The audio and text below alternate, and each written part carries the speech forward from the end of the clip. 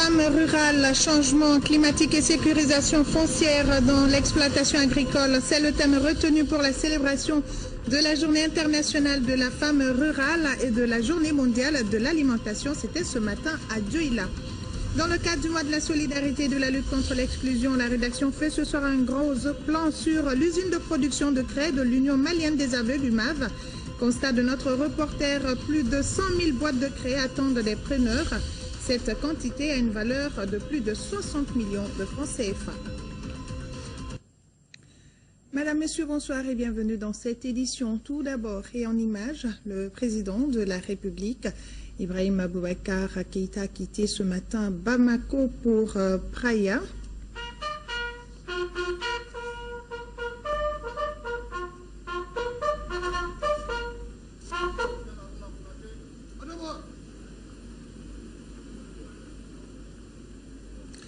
Dans la capitale capverdienne, le chef de l'État prendra part à la cérémonie d'investiture du nouveau président Joaquim Carlos Fosenka, réélu le 3 octobre dernier avec plus de 70% des voix. Et comme vous le voyez sur ces images, le président de la République a été salué à son départ par le Premier ministre Modibo Keïta, certains membres du gouvernement et plusieurs autres personnalités.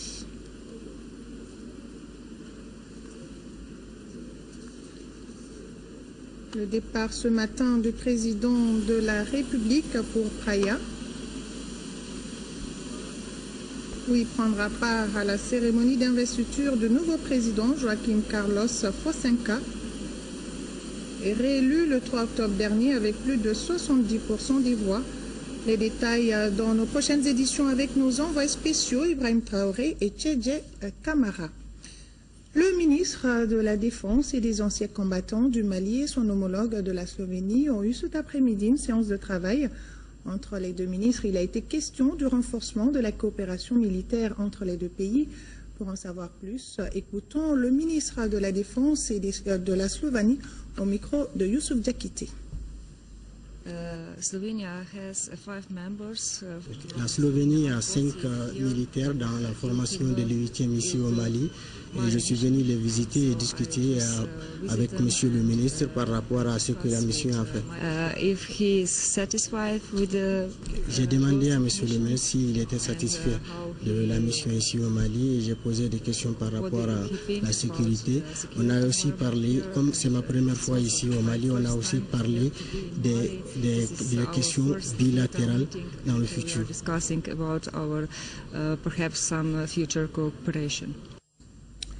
Parlons également de la clôture des travaux de la réunion du comité de suivi de l'accord pour la paix et la réconciliation au Mali. Cette rencontre a permis de faire le point de la mise en œuvre de l'accord. Le décret de nomination des membres du Nord constitue une étape importante du processus de paix selon le président du comité. C'était lors d'un point de presse qui a sanctionné la rencontre. Écoutons Boutache Haman au micro de Agali Aguissa. Je voudrais de prime abord souligner que cette fois-ci, plus que jamais, nous nous sommes retrouvés, ramenés dans une réelle application de l'accord de paix, en raison notamment des décisions majeures qui ont été prises en ce qui concerne la mise en place des autorités intérimaires. Le gouvernement malien a tenu une réunion extraordinaire le vendredi 14 octobre et il a adopté les décrets de nomination des personnes qui doivent siéger au niveau des autorités intérimaires. Il y a également des décisions qui ont été prises en ce qui concerne l'activation des mécanismes sécuritaires. Et il y a donc très franchement tout lieu de se réjouir de ces heureux développements. Bien entendu, il y a un certain nombre, j'allais dire, de différences apparues dans l'appréciation de ces décisions par certains mouvements. Et c'est ainsi que nous avons obtenu un engagement concomitant de Monsieur le haut représentant du président de la République pour le suivi de la mise en œuvre de l'accord et de Monsieur le Premier ministre de la République du Mali pour que des rencontres se tiennent dès demain, avec l'objectif d'aplanir ces petites difficultés qui sont apparues, afin que les choses soient faites de façon inclusive et consensuelle, que personne ne soit laissé sur le bord de la route et qu'on puisse tous ensemble aller de l'avant dans la mise en œuvre de l'accord. Rencontre des experts du Mali, du Sénégal, de la Mauritanie, de la Guinée-Conakry, de la Guinée-Bissau et de la Gambie. C'est pour pouvoir harmoniser les pratiques en matière de lutte contre la traite des personnes dans les 6 pays de la sous-région.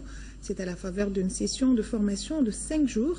Elle est organisée par le ministère de la Justice et des Droits de l'Homme avec l'appui financier de la CEDEAO et de l'Union européenne. On en sait plus avec Batraoré. 6 mois après le séminaire organisé au Sénégal sous le renforcement de la coordination des structures en charge de la lutte contre la traite des personnes, les acteurs de la chaîne pénale sous-régionale sont de nouveau réunis à Bamako. Cette fois-ci, il s'agit de dégager les voies et moyens d'harmonisation des pratiques professionnelles des acteurs du domaine. Tout au long de ces 5 jours, les participants seront invités à se pencher sur leur expérience respective en termes de procédures de prise en charge des faits de traite des personnes, les partager avec leurs homologues et convenir ensemble d'une approche commune dans les domaines de l'identification des victimes, de l'entraide pénale. La session s'inscrit dans le cadre de l'exécution du projet d'appui à la libre circulation des personnes et migration, un projet financé par l'Union européenne et la CEDEAO. L'Union européenne a décidé d'apporter un appui à ses partenaires au travers de nombreuses actions, comme par exemple ce projet qui nous réunit ici, mis en œuvre par le centre, l'ICMPD, et ce pour un montant de 4 milliards de francs CFA. L'organisation de ce séminaire à Bamako témoigne toute la détermination des autorités maliennes à éradiquer le fléau de la traite des personnes sous toutes ses formes. La lutte contre la traite des personnes et toutes les formes d'atteinte aux droits fondamentaux s'inscrit dans les priorités des autorités du Mali, en droite ligne des orientations figurant aussi bien dans le projet de société du président de la République que dans la déclaration de politique générale du Premier ministre. La traite à des fins de travail forcé, les techniques d'enquête, la coopération judiciaire et policière bilatérale sont autant de thèmes débattus au cours des travaux de la rencontre. Nous vous l'annoncions dans les titres, dans le cadre du mois de la solidarité et de la lutte contre l'exclusion. Gros plan ce soir sur l'usine de production de craie de l'Union malienne des aveugles, UMAV. Dans cette usine, plus de 100 000 boîtes de craie attendent des preneurs d'une valeur de plus de 60 millions de francs CFA. Ces craies sont stockées dans le magasin de l'usine sise au siège de la structure à Faladje. Ramata Konaté est allé voir, suivant son reportage. L'usine de production de craie et de serpillères de la Société de production des aveugles du Mali, Sopram, c'est une 50aine d'ouvriers composés majoritairement de handicapés visuels. Nombre de ces ouvriers s'activent à la production, au séchage et à l'emballage des craies. La fabrication, c'est à la base du plâtre et l'eau. Nous prenons 3 litres d'eau et 3 kg de plâtre. On mélange pendant 2 ou 3 minutes. On remplit les orifices du moule. Et les 15 minutes, ça me donne les 800 bâtonnets. Si la chaîne de production se poursuit sans difficulté, l'écoulement reste une équation difficile à résoudre.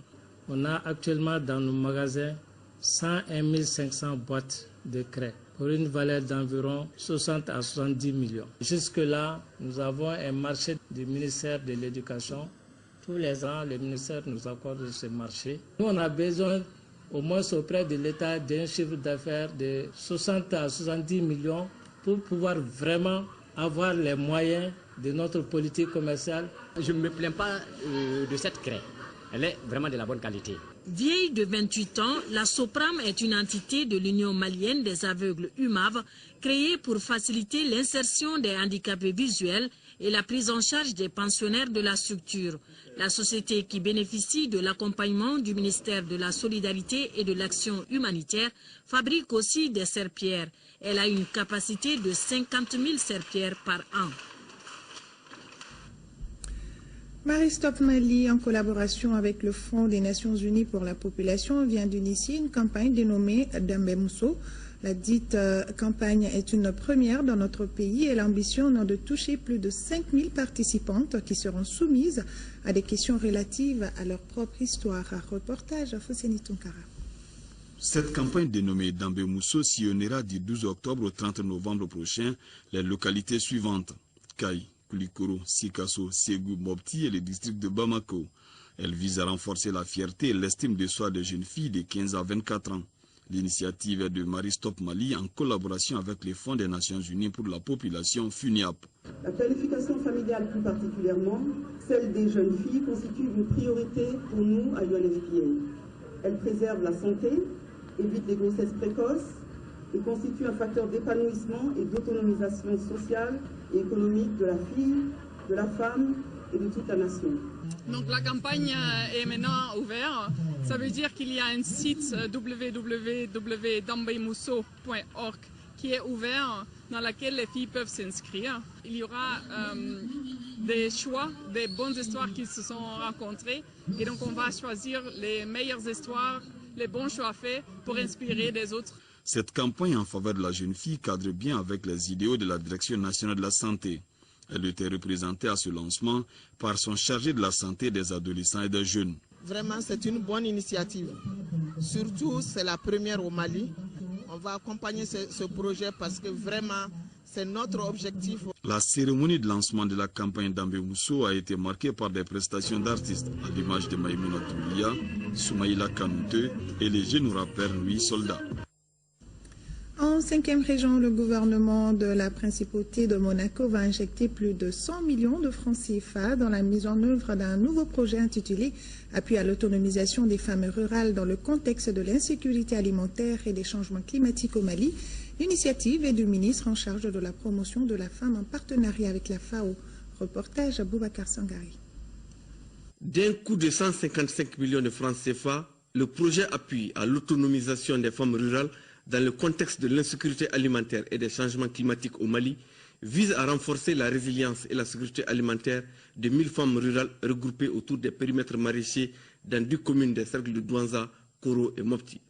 C'est une initiative du ministère en charge de la promotion de la femme en partenariat avec la FAO. La pauvreté ne peut être éradiquée sans s'attaquer aux inégalités omniprésentes dans les revenus et les possibilités économiques entre les zones rurales et urbaines, entre les hommes et les femmes.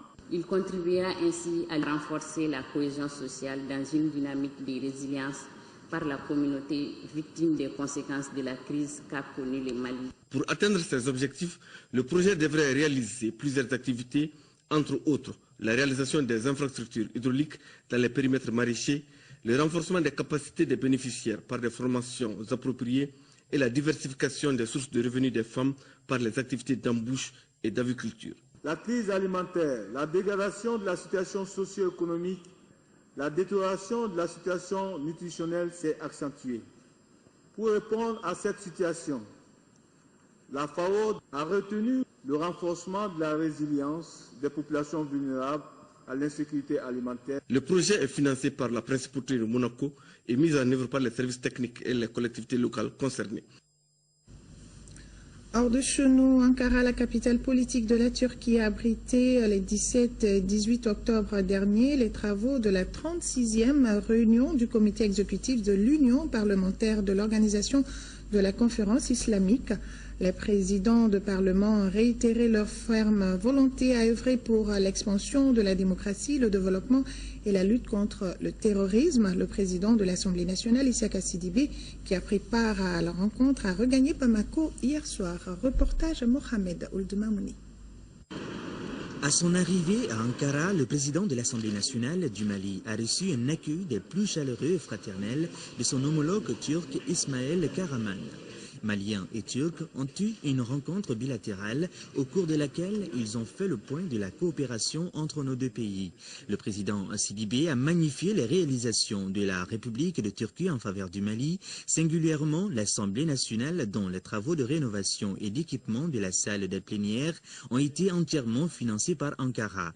L'occasion pour lui de remercier la représentation nationale au président Erdogan et au peuple de Turquie. Le président Isaka Sidibé a ensuite ensuite eu une rencontre d'échange avec le président de la direction des affaires religieuses de Turquie et ses collaborateurs. Quant à la 36e réunion du comité exécutif de l'Union parlementaire de l'organisation de la conférence islamique, elle a axé ses travaux de fond essentiellement autour de la recherche de stratégies et de moyens d'endiguer le fléau du terrorisme qui, comme un cancer, envahit la planète et essaie de soumettre les hommes et les femmes à des principes moyenâgeux.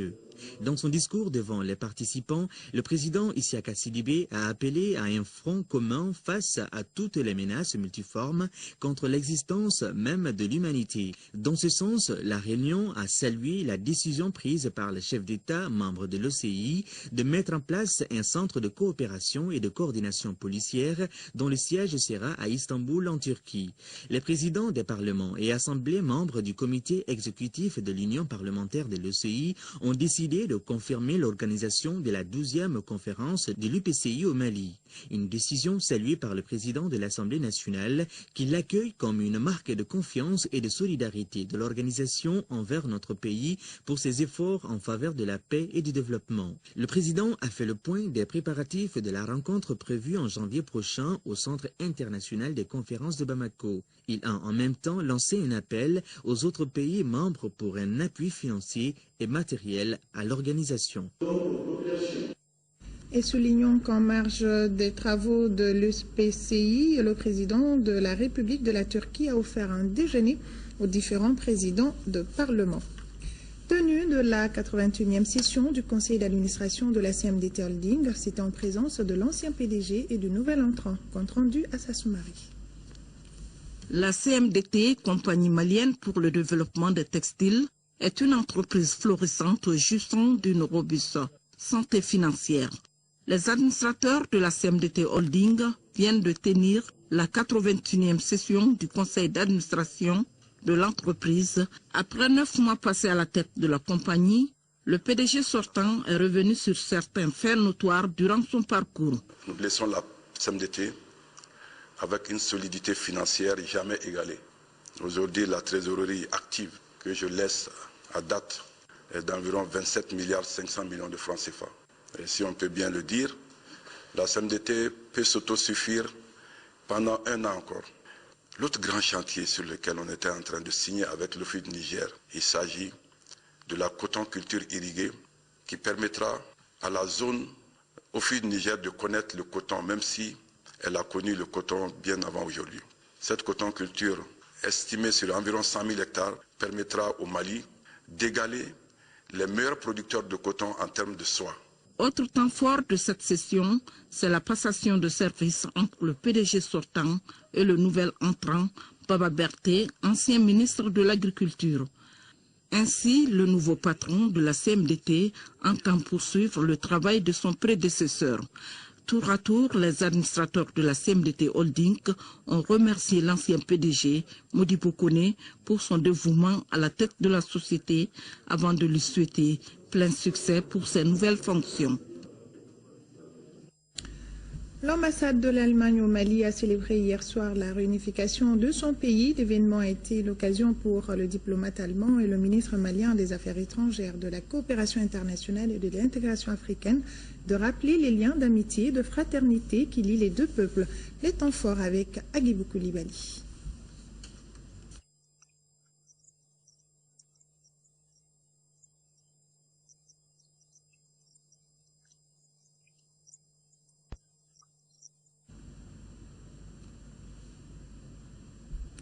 Nous avons un petit problème technique avec ce reportage. Nous continuons donc ce journal.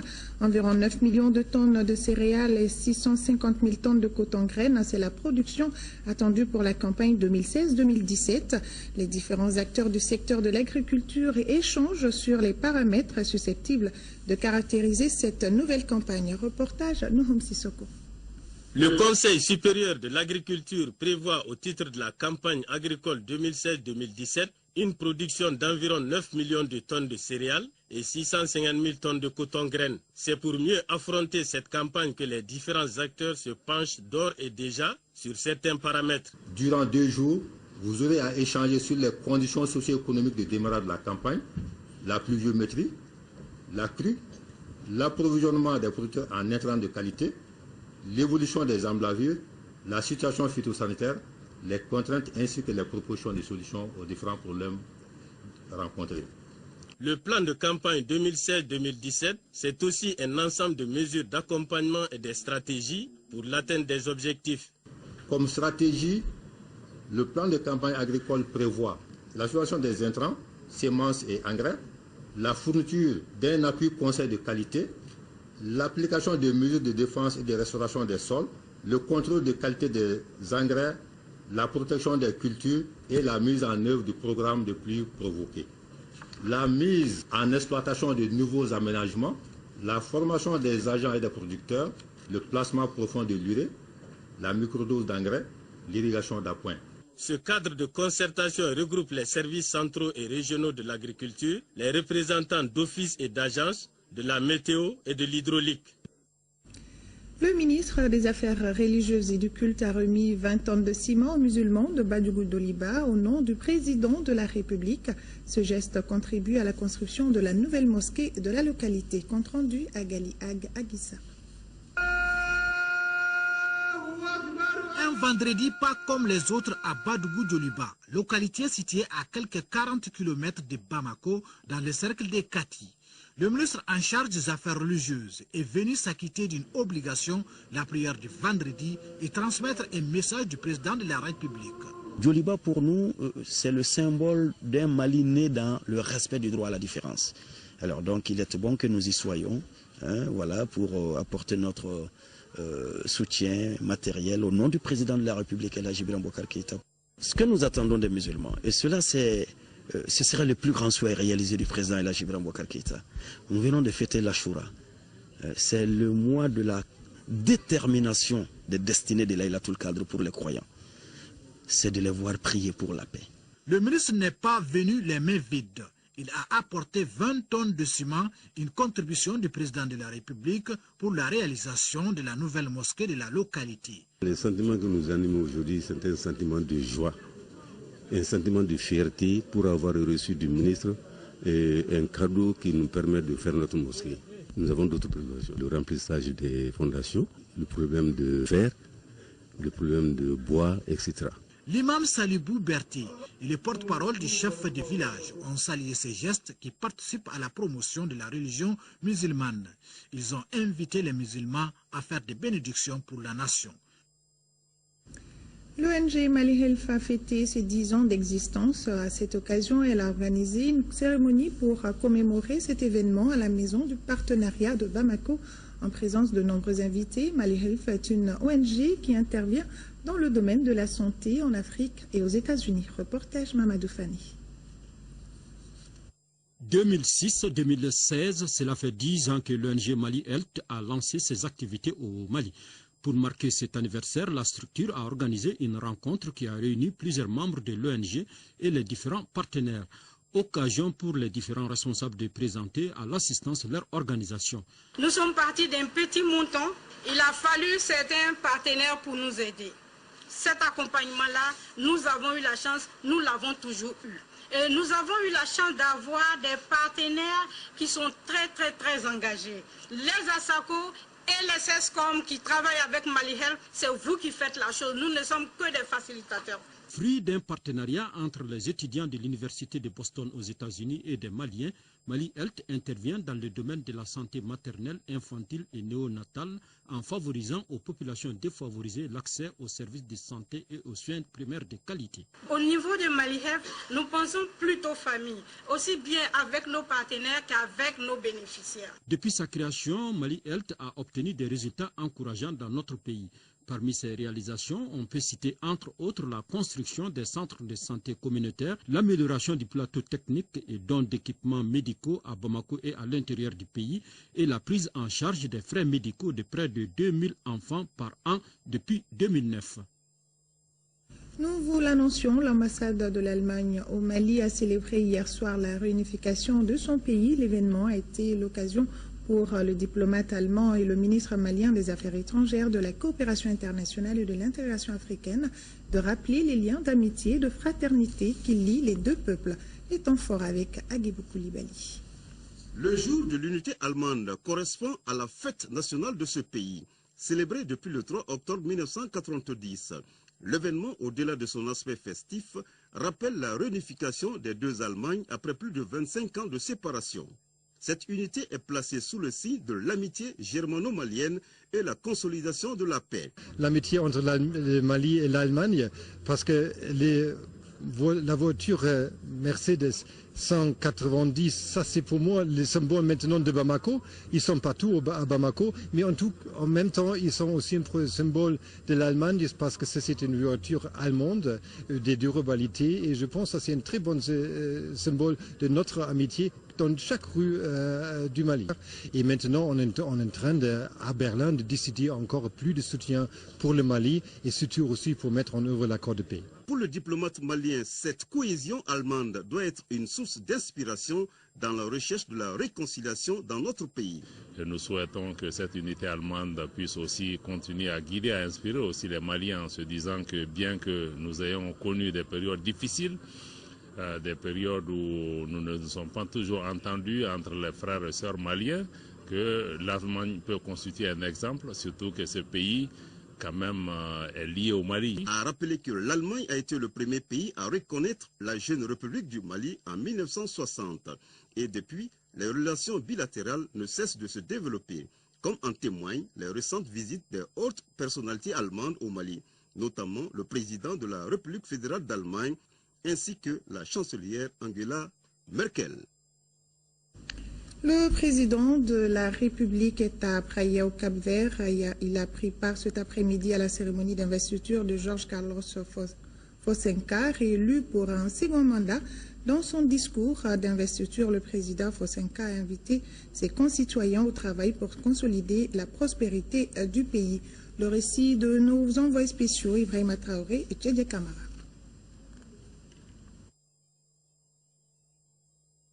Alors, dans ce journal, un tragique accident de la circulation routière. Une dame à bord d'une voiture termine sa course dans le lit du fleuve Niger. C'était ce matin sur le 3e pont de Bamako. Les agents de la protection civile, appuyés par les éléments de certains commissariats, n'ont pu repêcher le corps que 5 heures après le drame. Reportage à Fatemba Keita. C'est aux environs de 7 heures que la conductrice de la Peugeot s'est retrouvée au fond du fleuve Niger à partir de cette trajectoire involontaire. Coincée au volant de sa voiture, son extraction a pris 5 heures d'horloge après plusieurs tractations. Faute d'équipement approprié, les professionnels du domaine ont dû faire recours à la grille de la cellule des travaux routiers d'urgence du ministère de l'Équipement et des Transports. Selon les agents de la protection civile du site de Bamako, qui ont été alertés par les éléments du 12e arrondissement, les mobiles de ce tragique accident, 4e du genre en l'espace de 2 mois, sont à élucider. Très dur. C'est une journée longue pour les pompiers. C'était un véhicule qui a percuté les garde-fous du pont et pour se trouver au beau milieu du fleuve. L'enquête est en cours pour pouvoir déterminer les causes. Pour ce genre d'opération, il faut les moyens, les gros moyens qu'on appelle les grues d'intervention, les grues de relevage. Je me suis en tout cas battu auprès des particuliers pour avoir la grue des travaux publics. Nous avons fait ouvrir une enquête au niveau du 12e arrondissement pour savoir exactement ce qui s'est passé. Le 3e pont, nous avons remarqué, tout le monde le sait, tous ceux qui passent par là, ils savent que c'est un pont qui est un peu serpenté, n'est-ce pas? Et les gens ne respectent pas aussi les limitations de vitesse sur ce pont-là. Mais il est temps que vraiment nous puissions vraiment respecter les règles de la circulation. La construction d'imposantes barrières et la limitation de vitesse sur cette voie serpentée sont entre autres solutions proposées par les ingénieurs des ponts et chaussées et les agents de la circulation routière. Et vous aurez le reportage sur la cérémonie d'investiture de Jorge Carlos Fosenka dans nos éditions de demain. D'éminents juristes et des administrateurs ont activement pris part au débat suivant la présentation du livre d'un ex-étudiant de l'Université de Montpellier en France. L'ouvrage de Maître Boubacar Abdoulaye Sekousso est consacré au droit foncier urbain au Mali, de son évaluation et sa réforme, proposition pour une meilleure sécurisation des transactions foncières. Les détails avec Moïse Traoré. La législation actuelle n'arrive pas à appréhender les enjeux de la sécurité juridique. Le notaire et auteur de droit foncier urbain et bien de ces années préconise la bonne gouvernance. Quand on aura réglé cette question de gouvernance et cette question transversale, toutes les autres questions, y compris le foncier, l'armée, deux secteurs, l'éducation, toutes les autres questions pourront trouver des solutions. Mais il est extrêmement important, effectivement, à ce niveau, que l'État, les autorités, repensent l'État en profondeur pour qu'on puisse espérer un début de solution au niveau des secteurs qui sont en crise actuellement. La bonne gouvernance de l'avis du médiateur de la République doit prendre en compte l'humain et pas seulement les procédures. Le travail littéraire et de recherche se présente comme un essai de 300 pages. Le refondé consiste à proposer de nouvelles solutions, des solutions d'abord juridiques, qui consistent à moderniser notre arsenal juridique en la matière. Et cela se traduit par la levée de vieilles entraves juridiques qui sont là, qui sont bloquantes, qui sont handicapantes et qui sont même iniques. Parmi les personnalités invitées, des anciens premiers ministres et des membres du gouvernement. Le débat qui a suivi la présentation de l'ouvrage a été bouclé par une cérémonie de dédicace du livre vendu à 17 500 francs CFA. Célébration conjointe de la Journée internationale de la femme rurale et la Journée mondiale de l'alimentation, femmes rurales, changement climatique et sécurisation foncière des exploitations agricoles. Le climat change, l'alimentation aussi, l'agriculture. Ce sont les thèmes retenus pour ces deux journées. Envoyés spéciaux, Nouhoum Sissoko et Sidi Modibo Dambélé. D'une pierre deux coups. Voilà comment peut-on qualifier la célébration de la Journée internationale de la femme et de la Journée mondiale de l'alimentation. Cette innovation découle d'un engagement politique des départements et des partenaires concernés par ces domaines. Femmes rurales, changement climatique et sécurisation foncière des exploitations agricoles est le thème 2016 de la Journée de la femme rurale. Le rôle important que joue la femme rurale dans la lutte contre l'insécurité alimentaire et la pauvreté au Mali a été mis en exergue, ainsi que l'accès des femmes aux moyens de production, notamment la terre.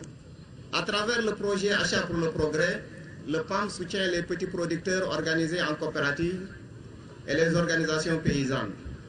Grâce à ce projet, deux des organisations appuyées par le PAM sont des organisations féminines qui ont vu une importante augmentation des revenus grâce à leur production. Le climat change.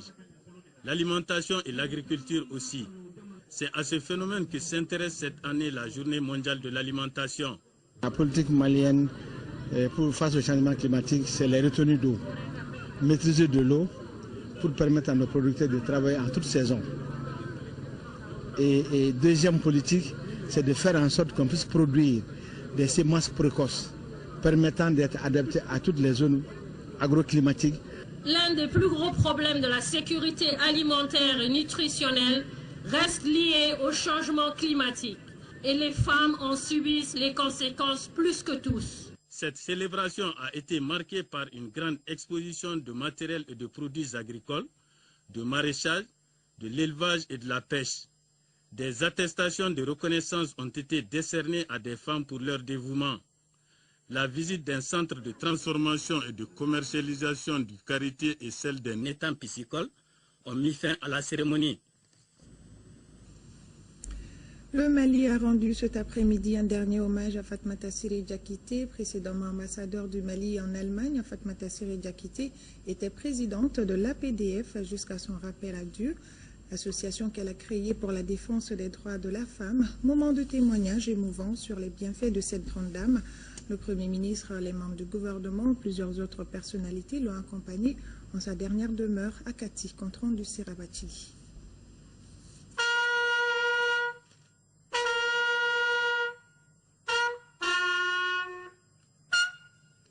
C'est une combattante hors pair qui dépose définitivement les armes qu'elle a tenues pendant toute sa vie pour défendre la couche la plus fragile de la société, les femmes. Koulibaly Fatmata Siré Diakité, femme de conviction, s'en est allée à l'âge de 64 ans. La nation malienne rend un dernier hommage à celle qui a porté sur les fonds baptismaux la PDF, l'Association pour le progrès et la défense des droits des femmes. Le message du président de la République est lu ici par le secrétaire général de la grande chancellerie des ordres nationaux. Officier de l'ordre national du Mali, votre œuvre ne sera pas perdue, Fatmata Siré Diakité. Elle passera à la postérité comme celle d'une citoyenne, d'une militante, d'une femme dont le credo était « le meilleur pour mon pays et pour tous ceux qui souffrent de discrimination ». Défendre la cause juste, porter la parole de ceux qui n'ont point de bouche, donner l'espoir et apporter l'amour à ceux qui en sont sévrés. Voilà le chemin escarpé, plein d'embûches que cette grande intellectuelle a décidé d'emprunter. La famille Diakité retient de sa fille Massiré une femme débordante d'énergie dans tout ce qu'elle entreprend, surtout pour resserrer les liens familiaux. Tes multiples occupations ne t'ont pas fait oublier tes devoirs parmi nous. Nous retiendrons ton franc-parler, ta droiture, ta combativité, ta sociabilité, ta sincérité, ton amour, pour ne citer que ça. Ce témoignage est complété par son époux qui trouve en elle une femme attentive. Je voudrais rendre hommage à ma femme, mais d'ici là remercier tout le peuple malien, toute l'Afrique et le monde entier. Elle a sillonné tout le monde entier à la recherche de la paix, du bonheur de la femme, de l'enfant et de l'être humain. C'était une femme au grand cœur, une très bonne épouse. Je retiens d'elle une épouse qui aime son homme, qui l'a chéri de tout son cœur. Elle m'a tout donné, tout le bonheur et tout ce que je peux recommander. Ce sont mes prières et le paradis pour elle. Le ministère de la promotion de la femme, par la voix de Djourté Fatoumata, a rappelé la contribution de feu Fatoumata Siré Diakité à la promotion de la femme. Même message livré par la CAFO. Dans nos mémoires individuelles et collectives, Fatoumata Siré restera comme modèle de femme qui a bien vécu son existence et qui a marqué son temps. Elle restera toujours vivante dans nos cœurs et dans nos souvenirs. Nous pleurons aujourd'hui une figure emblématique du mouvement associatif, une militante émérite du combat pour le progrès et la défense de la femme, une militante des causes humaines qui a porté le message des femmes, le message du peuple du Mali au-delà de nos frontières. Elle a appartenu à la catégorie des femmes qui avaient le courage de leurs opinions et qui s'identifièrent à une cause noble. C'est pour cette raison que nous sommes ici et pour rendre un dernier hommage à cette brave militante du Mali qui doit être une source d'inspiration. Donc au nom du président et au nom de l'ensemble du gouvernement, je présente à sa famille éplorée nos condoléances les plus sublimes, que la terre lui soit légère. L'ancien ambassadeur du Mali en Allemagne était classé parmi les 100 femmes qui ont fait bouger le monde. Koulibaly Fatoumata Siré Diakité repose désormais au cimetière de Kati, laissant derrière elle un époux et 3 enfants, dont 2 filles. Suivons à présent le portrait de Fatoumata Siré Diakité avec Nianialou Traoré. Fatoumata Siré Diakité, c'est cette femme publique bien connue, la combattante de tous les jours et de tous les temps de la cause féminine. Son credo, c'était la lutte pour l'émancipation de la femme en général et malienne en particulier. Au service de cette cause, elle a créé l'Association pour le progrès et la défense des droits des femmes, APDF. À ses côtés, de nombreuses femmes de conviction déterminées à inverser la tendance. Nous avons créé ensemble la CAFO. Elle a été la première femme qui a créé une association de défense des droits des femmes. Je l'ai toujours vu se battre. Nous avons fait tous les grands forats ensemble et je l'ai vu toujours se battre pour les femmes. Pour moi, c'est une grande perte pour le mouvement féminin. Une perte inestimable. Fatoumata Siré Diakité, c'était d'abord une enseignante, devenue au fil du temps cette diplomate hors pair, touchante, exigeante avec elle-même dans la quête de l'excellence. Avant d'être nommée ambassadeur du Mali par le gouvernement du Mali, était déjà l'ambassadrice du peuple malien. Elle était déjà connue et appréciée. Sa désignation par le gouvernement comme ambassadeur en Allemagne et dans d'autres pays, c'est simplement la reconnaissance qu'elle a déjà obtenue à travers le monde. Fatoumata Siré Diakité, c'est toujours cette femme, épouse et mère. Première fille de la fratrie Diakité, elle affectionnait tant ses sœurs que ses frères qui, à leur tour, lui vouent un amour inconditionnel. C'était une sœur agréable, une sœur joyeuse, une sœur qui conseille, qui donne des exemples, une sœur qui est là pour soutenir ses frères et sœurs. Elle était toujours là. C'était ça, la sœur que j'ai eue. Et l'admiration que j'avais pour elle. Et pour la combattante, pour celle qui, partout au monde, partout elle va, elle se bat pour les causes des autres, celle qui a vécu pour les autres, qui a aidé les autres. Comme dirait l'autre, les morts ne sont pas morts, ils sont parmi nous. Fatmata Siré Diakité restera à tout jamais dans les esprits et dans les cœurs de nombreuses personnes qui l'ont côtoyée tout au long de ces 64 années de vie pleine et trépidante au service des sans-voix et des faibles. Dort en paix, Tanti, Fatmata Siré Diakité. On continue de recevoir des réactions suite au décès de Fatmata Siré Diakité. Le Parti socialiste, PS Yélé-Koura et le réseau des défenseurs des droits humains présentent leurs condoléances les plus attristées et prient pour le repos de l'âme de l'illustre disparu. Demain, 10h et 13h, Amadou Sankari, 18h et 20h, Amara Mali Diallo. Merci à vous d'avoir suivi ce journal et à très vite sur le RTM.